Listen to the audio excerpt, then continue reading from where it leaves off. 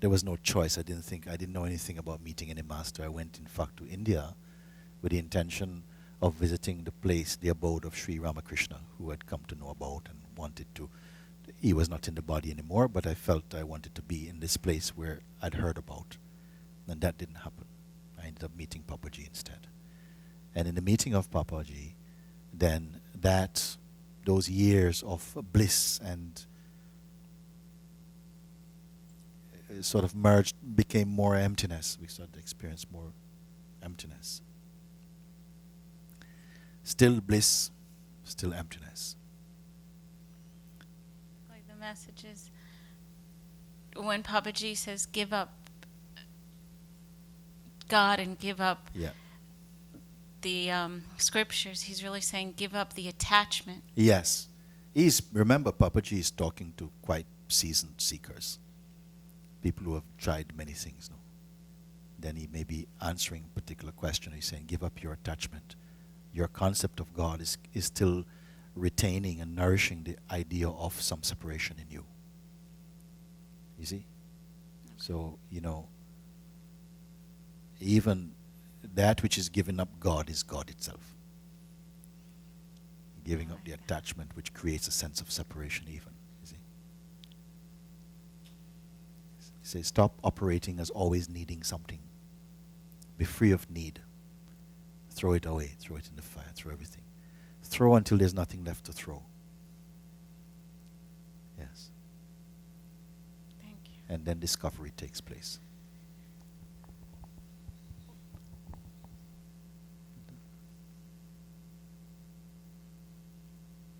I would like to ask you about be quiet and be, like sometimes you use be deeply quiet. So it's like I should say my thoughts don't come now, or be observer like you mention all the times. And to be quiet, it's really like I feel sometimes with my solar plexus I'm quiet, but my head, it's still something running there. Yes. Be quiet doesn't mean you don't quieten your head. Yeah. It means be quiet in spite of your head.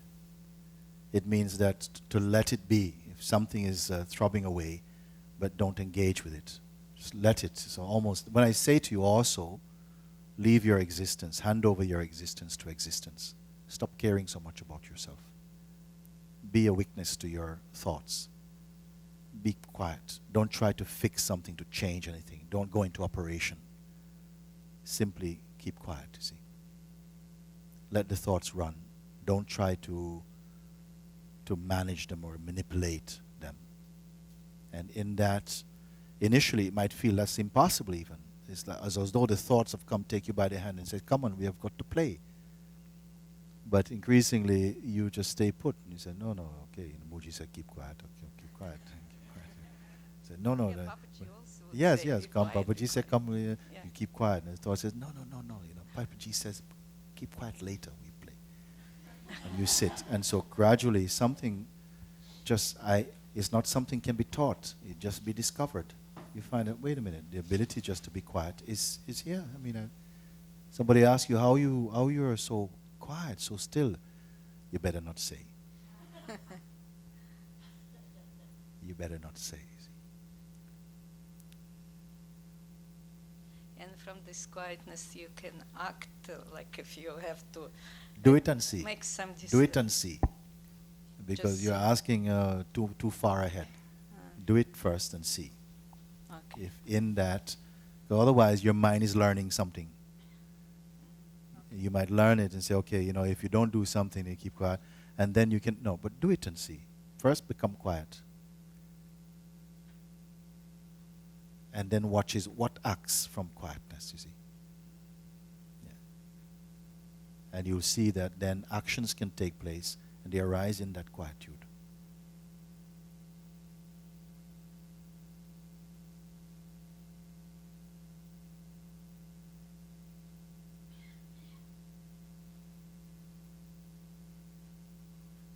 The thoughts, they didn't have power initially.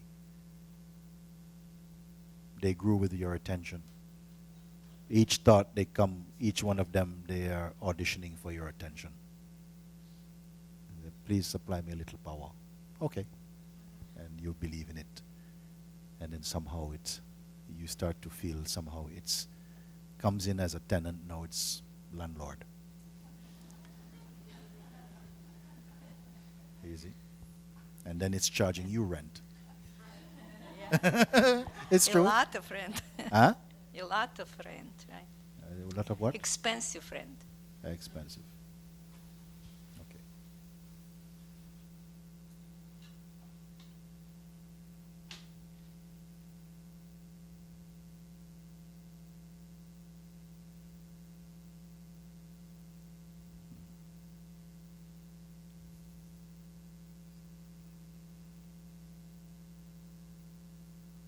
Okay, just send it down for me, please.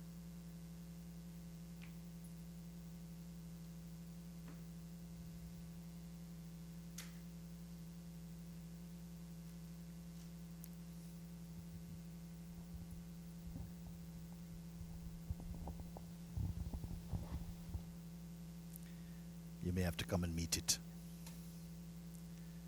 Okay. My mind had this great idea that I think it was yesterday or the day before you talked about Ramana and how when he was young he invited his own death or tried to do this. Yes. Yes. It triggered in me a memory of when I was very young. I would have in fact, just thinking about it right now, I'm getting nervous. I would have panic attacks about dying. I was certain I was going to die. And so last night, I was sort of trying to call on that panic feeling again. And I was aware that it occurred that I could see that awareness was acknowledging that feeling. Is that coming out right? Yeah? Go ahead. And then some question came up, which was, if I am extinguished, isn't awareness extinguished too? Like that, something like that. And I got very confused, and I just tried to stay with very confused. And then I think I fell asleep. And I guess that's my question. If I is extinguished, is awareness extinguished? It feels this way. Okay. Yes. In the night you went to bed and you fell asleep. Maybe for a period you experienced some dreaming and you were still there. And if you're lucky, you entered deep sleep. And you were not there, not as the person talking now, who had experience, who had some recollection, had some intention. It's not there. In the deep sleep, it's not there. You see? In the deep sleep, it's not there. And every one of us at some point, we look forward to this condition of deep sleep. We spend good money to buy the best bed, lavender-filled pillows, to forget yourself and to forget everything, your world. That I say that even if you went to bed and next to you was your most beloved, they cannot follow you into that state.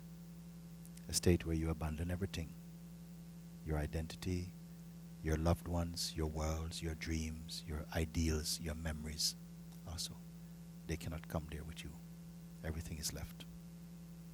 You see? And we relish that state. To go into that state where even I is not there. Even the sense I is not there. And until you come to that place where everything is laid down every intention, every idea, every concept about yourself, all your feelings, all your senses, they leave you. Unless you go to that state, you cannot be refreshed and move healthily in the next day or something. No? So something says something about this condition where there's no perception. You enter that willingly, a state where there's no perception, there's no identity, there's no entity, there's no time, there's no relationships, you see. There's not even God.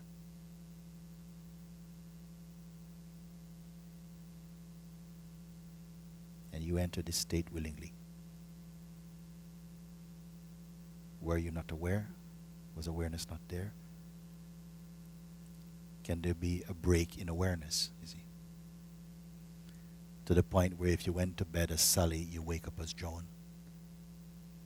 Is there not something that is continuous? The identity somehow subsides.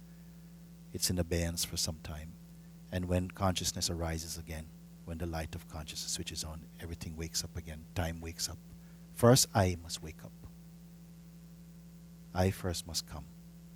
But sometimes there's the experience without I. Maybe in the middle of the night you go to the bathroom and there's no I. And all the functions are carried out and go back to bed. There's no identity. Sometimes some of you will recall getting up even in the morning time and there's no I. There is just the light of consciousness. And then maybe something triggers the memory of I. It will come at some point. Maybe the phone rings or something is noticed and I starts. And when I starts, then time also comes. Others come, space comes, job comes, family comes, world comes. Okay? And yesterday I think we talked about that state where all these can come in just the same way that somebody may call you sister, one calls you friend, one calls you auntie, one calls you daughter, one calls you employer or employee. And to each of these roles, something responds completely naturally, with naturalness and ease, without any change in your being. You don't have to get into role and say, okay, auntie, okay, yes, hello, my niece or something. Very spontaneously, you see. So something is taking care of all these things. In the same way, sleep, waking, dream happens to you without any change in who you are. You are the witness of them. You witness the, now like you know, you are observing, experiencing, tasting the conscious state. You know you're conscious right now. Sometimes you can even witness that consciousness is leaving. Something stays behind to watch even the passing of consciousness. I don't know if any of you here have been into a kind of accident or something like that, where you've watched what I'm talking happen, where you see in very dramatic way probably that somehow something, the breath is leaving you, the consciousness also is leaving. Something watches even that, you see. Something knows also you enjoyed sleep. But what that is, it has no name, has no gender. It arises in awareness. And this is what Ramana discovered, no? That the body could become completely stiff with rigor mortis, you know. The heartbeat can slow down. Something watches the heartbeat slowing down. Something watches the images fading. That's also watched. Something is here that is so subtle that it hears even silence is heard also. Emptiness also is perceived. What is that? No answers, please.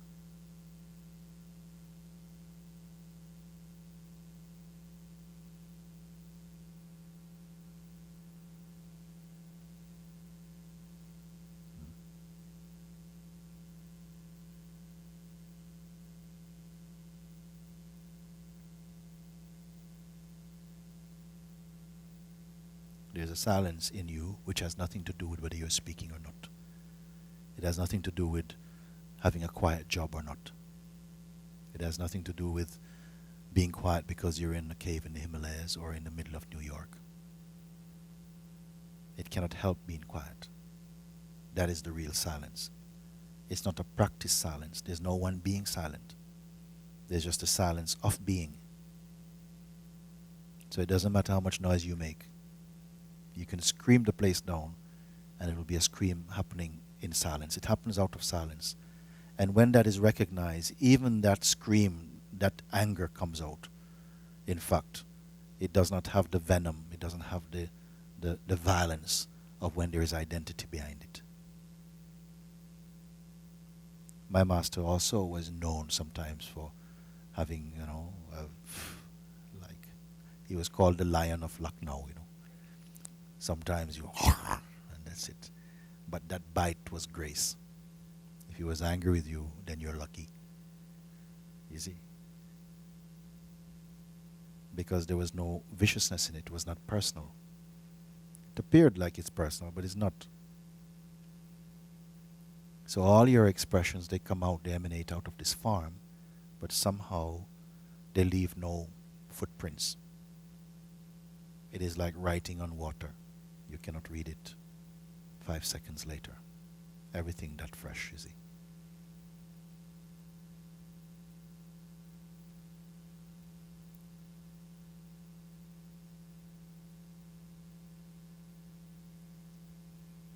Who are you? In this instant, in this moment, who are you? Where precisely is your location? Can you be found? What are the coordinates to reach you?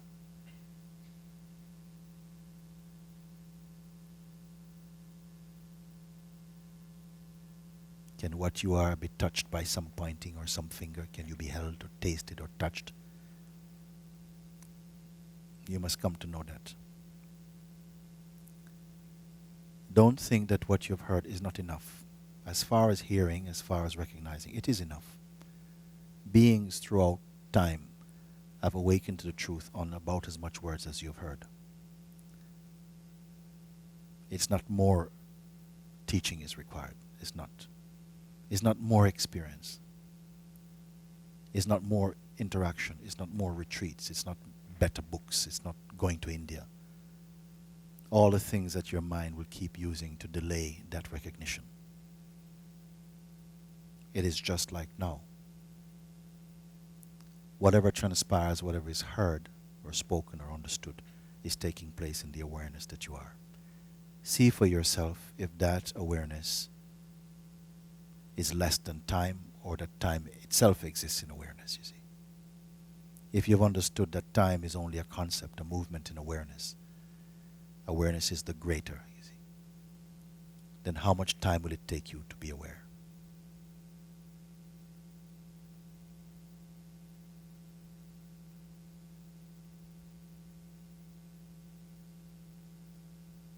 So there must come also the willingness inwardly to die to yourself, in fact. I'm not going to use flowery words about it. It is to die to yourself. It is to be where you're not. Where you as you, the one you talk about, the one that has an autobiography, that lives in time and references, who is attached to so many things. To die to that idea of yourself. It can still be there as an idea. That's okay. But that's what it will be, an idea of yourself. I know sometimes we are afraid to face that and to feel that because you imagine it's going to hurt. It's not going to hurt. How can you be hurt by the truth? When you're spending so many years bearing the burden of the untrue.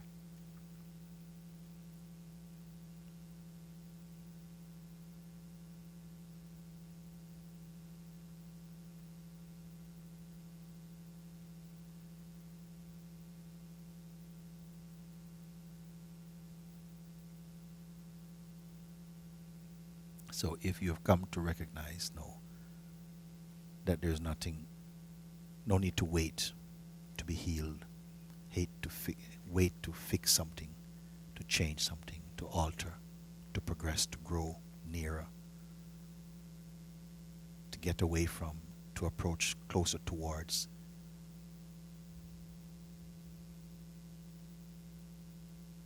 All these are merely ideas arising in the awareness. Awareness is that goal itself. Whose goal?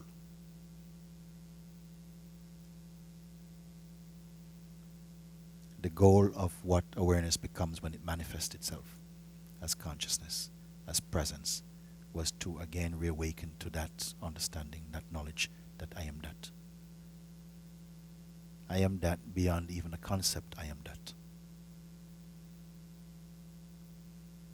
How far away from that are you? Is there a you apart from that? Apart from thought?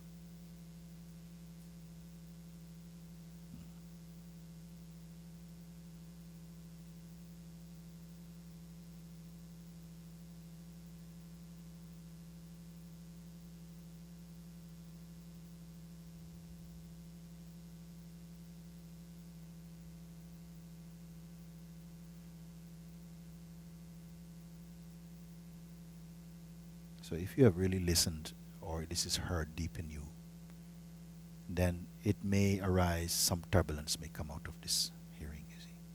Are you up for it?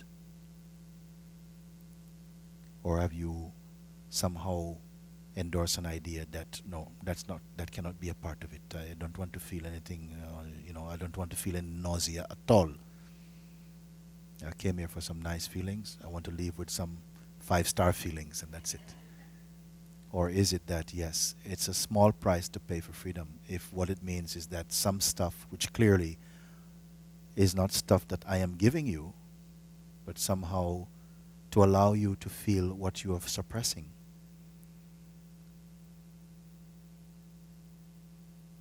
That may happen. It may happen. No, not necessarily it's going to happen. Maybe nothing happened at all.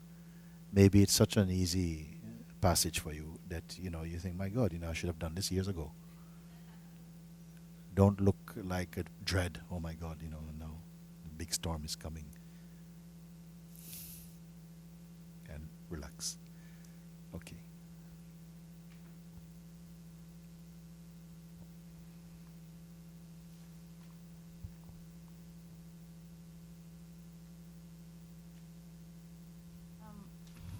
So if everything is grace, why is it taught that we need to do anything with our thoughts? If thoughts are the one as well as everything else, why is the teaching, which has been for a long time, around doing something with these things, when that's grace too? Like it creates like another separation. Yes. Like the thoughts are something that we need to do something with. I don't know if there's really an answer that can be given to that. Maybe it's inscrutable. I don't know. People ask why. Why, if we are all this, why do we have to go through all this? I don't know. Maybe it's God's movie. I don't know. That somehow through embracing ideas about who you're not and taking them to be who you are, suffering came, and then somehow coming to recognize that the suffering itself lives in your mind, created and sustained somehow through the relationship you wish to have. And it's not that things are just happening to us. We are also collaborators in our own experience quite often, no? Co-collaborator, no? And it may seem that, if only people knew this. You try and take it to them and see what happens. You see, it's only that the food is in front of you, you eat the food in front of you. And then somehow when it's swallowed and assimilated, maybe a new way of seeing will come and it will have some authority about it. So right now it's the thoughts that create suffering, so we're working with that instead of, it's your left toe. So be quiet, and as your left toe arises, Left toe is arising. Notice the toe. So for now, what you're saying, collective conscious or whatever, where we're all at, is it's the thoughts that seem to be, quote, the path to noticing them, and then... Don't waste too much time with it, though. Be swift about it. You see? I mean, it's not that, you need to break it, I don't know, I'm a bit lost what you're asking, actually. Yeah, I kind of, I don't know how to express what I'm saying. It's like, why do we have to cut something away? It seems like to, quote, wake up, the way that we all do it is by becoming, is like taking a thought and seeing it for what it is or something like that, where that's grace too. Don't try and work it out too much. There's nothing need to be cut away. For some people, according to their temperament, instructions like chopping something away works very well. They understand it. It feels completely right with them. For another one, that doesn't work. It sounds too much like butchery. And so they prefer to say, okay, just ignore that, leave that aside or something like that. And say, that's softer. Yeah, I can handle that. For each, according to their capacity, that instruction come. And if there is some, just to suit your own temperament. So don't go straying or looking too far for that. It's enough? Okay. I want to go back to what you talked about awakening. And I have this becoming really understanding that I keep going back to awakening, to source, to essence, but not recognizing myself as that I am that. And I find as you say that, it's resonating so with me as truth. And the story or the resistance that I have is, then what does life have? Because of the preciousness of life, of loving my daughters, or my grandchildren, or going for a kayak ride in beautiful nature, or Yes. talking with friends. Even as I say it, I begin to realize that all is still there. And I think probably this comes back to allowing that what comes forward in life is just that those things that are special and dear, they don't disappear. And that we don't have to have an effort to bring them forward. That somehow the trusting is that place. Okay. What is so precious and dear?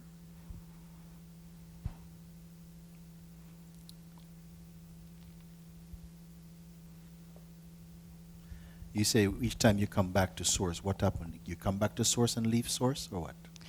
Well, I look for direction. No, if you come to source, can you come to source and leave source? We say that when the raindrop is falling towards the ocean, maybe it might experience some fear. But when it touched the ocean, can it tell the story of this meeting? Well, how about this? Just making supper. I'm not going like when I'm sitting quiet and I'm, really going and feel that presence and know it. And then when you feel the presence, are you separate from the presence? Are you apart from presence?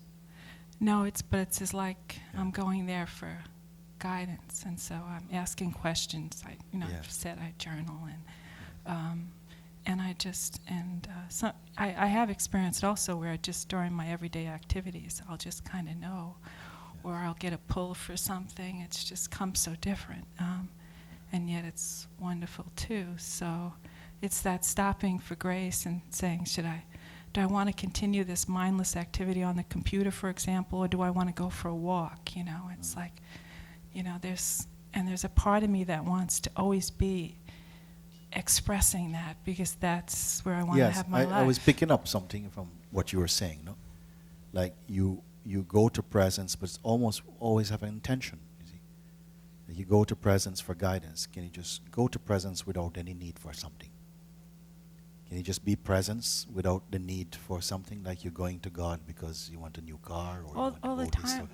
Can you just go just because you're invited into your own being just to be here? the last 2 years, it's all I've done. I've left my job, have no guidance for anything, and I've Okay. just allowed myself just to be. Okay. And so I have been experiencing that, you know. Yes. And I can't imagine when people see me when they go down, but I spend just time just staring at the water, just allowing myself to be in that space. So I've known the grace of that. Yes. But when you speak of this, we are the awareness. Yes. That has not been that for me. I've seen it as my quiet times where I go deeper within. Right. So, okay. There's a saying, I want to taste the honey, I don't want to be the honey.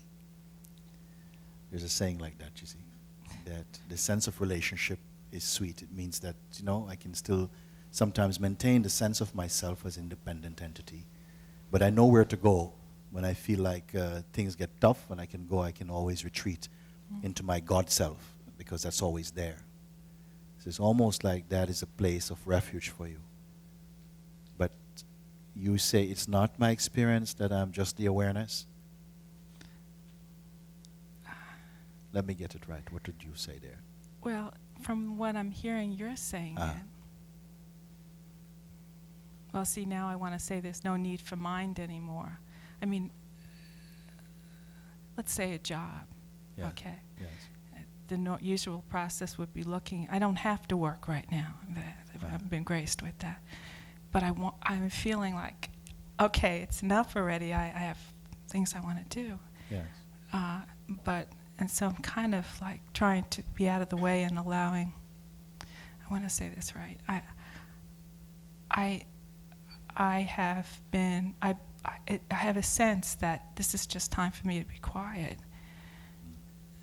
But I guess what it is it's always a sense of this active participation. Yes. I've let go of striving, I've let go of doing, I think, Yeah. but there's this sense of, well, this awareness needs to be there so that I become aware. Yes. I'm not just living my life and not kind of being Yes. in that place. Yeah, you are still living your life. You're still in the driving seat somehow. Even to say, okay, now I've let everything go, and all I do is I sit here and I just stare at this expanse of water, and so you're still something doing this. You see? Just bear with me for a moment, because I'm Okay. picking it in almost every sentence you've uttered.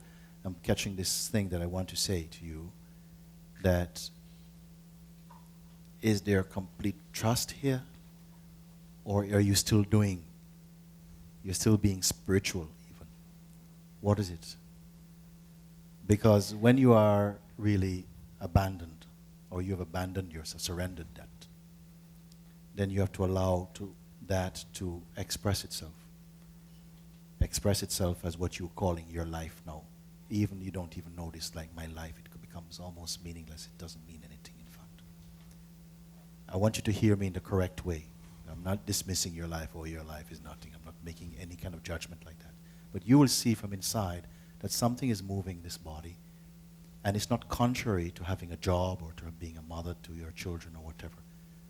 But it seems like something it's informed from a deeper place. It's not coming from your mind or from a projection of what you think will be better, the next step to take, and so on. It's like you're not allowing any space for that God self to move. It's like something is always anticipating, maybe I need to do this now. I've done this for a few years, now I think I ought to be doing that. So there's still an I in the driving seat deciding what needs to be done. I have really let go of whenever that comes up, Yeah. like I should do this, or I was going to do some more advocacy, and I knew I don't want to be doing And that. when that is let go, what remains actually? Well, In that instant, in that moment, what remains? peace, Yes, clarity. yes. I guess what I would say is then, I'll end up, then I'll really not know what to do. Yes, then you must experience completely the state of not knowing what to do. Because something doesn't want to experience that completely, because you feel like if I allow myself to complete, I'm can be so lost, I won't be able to retrieve any composure at all. So something is breaking into the experience to not allow yourself to feel that and to face that completely. So you're not coming to see what really is there. You're imagining that it's going to end in tears or something, a horror story or something.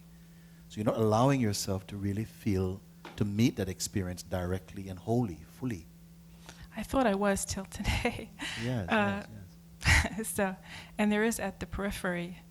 Because this- these thoughts will come, you see. Yeah. Those thoughts, they are deeper layers in your psyche. They will start to come up like, okay, something needs to be happening here because I don't see that anything is moving here, you see. But you're not recognizing that as a thought because there's identity in that thought. And you're feeling, maybe my whole existence is hanging around this, recognizing this. And so you're not just sitting back as just the awareness itself, you see. Something is picking up this thought, you see. I see. Yeah, that maybe, like the way it's going now, if I predict another 6 months, there goes the car. And another, Oh, no. to take down the garage. You see, it's already predicting the outcome of what you imagine it will go if it continues like that. So you're not really open to really the magic and the mystery of life. Not that you should be into magic and mystery about it, in fact. You're not even caring about it, in fact. I see. Thank you. So I really allow this fullness to happen. Yeah. I just have one more question. That's related. I keep getting when about in my journaling about seeing and picturing, and I had a vision of something. Could you just speak something about like a vision or that comes from a deep place within, not like a positive thinking kind of thing, but a real sense of. Well, if such visions come, I'm also throwing them away. I don't care at all about it. If whatever is sending this vision must have the capacity to fulfill it, I don't care about it. I'm not looking for this vision and living into that somehow there is something that's going to come from the fulfillment of this. I'm not into that story at all. Okay. I'm just here. And so there is that. If something is going to unfold in another 2 or 3 weeks or a month or whatever it is, let it go on unfolding. If it's meant to do it, there's nothing can stop it. Okay. It does not need any assistance from me. That is my attitude. Okay. You see? So you don't have to see it or picture it or that No, would be not a doing. at all, Nothing. ma'am. Nothing. Okay. Okay, I got Okay? it. I'm Yeah. sure you probably have heard the opposite things. Oh, yes, maybe you need to really, make room for the coming and all of this type of stuff. But here I cannot tell you that. I say throw it all out. If God wants something to happen, then he has got enough ability to make it happen. Why would he want me to cooperate? Who am I Okay. to not cooperate or cooperate? This body belongs to this cosmic power. It will do what it wants to do with it. So in the light of that recognition, I've found only peace is here. Okay. Only peace is here. And also, I don't really care too much about the peace either. It's not like, I just want peace. I'm telling you the truth. It's not that I'm saying, oh, yes, thank you, it's peace only. Yes, when peace is here, it is enjoyed and appreciated. It's the proper fragrance arising out of that deep understanding. Why should peace not be here? I'm not running shushing peace. Yeah, it should be here. But if for a moment or two or for hours or days, some other state is rippling through, I also accept that well, maybe this is the time for that. That can happen too. And in the recognition of that, there's a deeper, that's also happening in a deeper peace. It's not a peace that comes when there is not noise. There's a peace that has nothing to do with anything else. Yeah. I don't know if I want to even call it, give it the word peace. I don't know what it is. It's the bliss arising out of that emptiness. Thank you so much. We really heard this. I really have. Yes, I feel really you have. I feel you have it. I really have. Thank you. I feel you have heard it.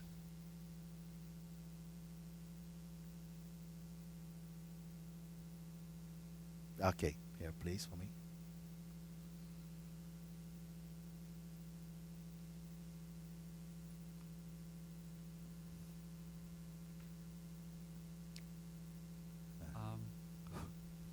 Does it work? Yeah. Two things I'd like your feedback with. One is I don't sleep deeply at night, and so I'm tired a lot during the day. Yes. And one of the things that happens is I fall asleep during meditation when I'll be when I'm quiet, and that's not it's less of a problem than it used to be. But I was wondering if you just would, if you have anything to say about that. And I have a second question, which I've forgotten. So if you have a second question which you've forgotten, is it a question at all? I remember the question. Now you but go remember. ahead. Okay. Question has to do with my conditioning or the conditioning. I realize that I do not yet see the power of silence. The conditioning, what I see is that the person who has the biggest sword, the biggest gun, that's power. Yes. You know, the person who had the entity or person who has the power of life or death, that's power. I don't see the power of the self, Yes. which intellectually I know, and I think just sitting with that the truth will reveal itself to me. But I was wondering if you had anything Yes. you wanted to say. You don't see the power. Maybe that's not a bad thing, that you don't see the power of yourself, because then maybe it just becomes something you do only because you can get something from it. You see? Maybe you have something, you see the power of that, so that's worth going after because it brings you something. Easy.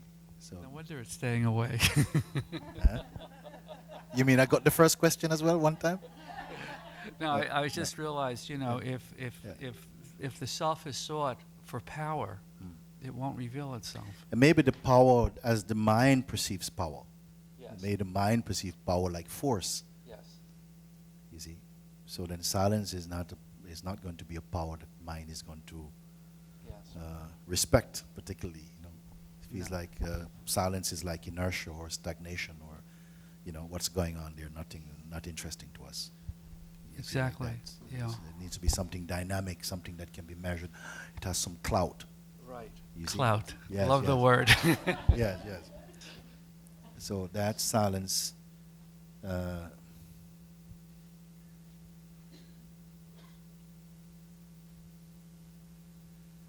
Maybe the two questions linked a little bit also, because also this state of sleeplessness that you speak about, I wouldn't make a big deal about it. This is an amazing world. I met one man who didn't sleep for 7 years. Okay? And he introduced me to another man who didn't sleep for 11 years. Okay? This is in Brixton where I live now. And they're still both alive, actually. I don't know if they catch up on some sleep since then, but like this.